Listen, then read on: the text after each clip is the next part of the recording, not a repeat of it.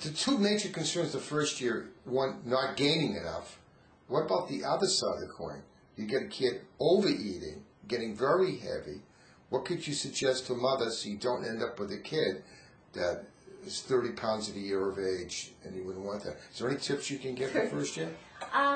Well, you know, bottle feeding does have a tendency to say we have to finish the bottle. So if your child is growing well, you can actually listen to what their stomach is trying to tell you.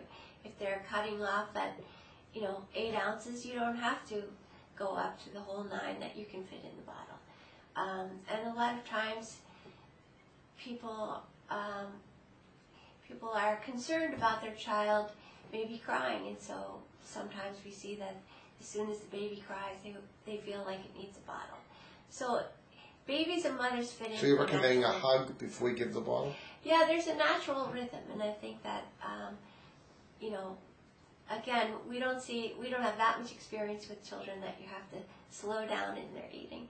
But I think that, you need to look for what the baby's natural rhythm is. And a lot of times they're asking for something that may not be the bottle. There's a lot of concern in the beginning not to give water because we want the kids to get the calories. But when would you suggest that you could bring water as a liquid into the diet with that much concern?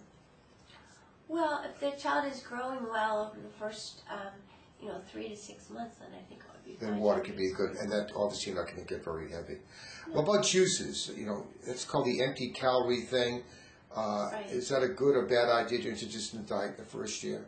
Yeah, I'm totally with the American Academy on that. There's no real need for introducing juice at all. And a hot summer day may be an exception once in a while, but you really don't want to go to that kind of route. Is that correct? Right. I mean, there's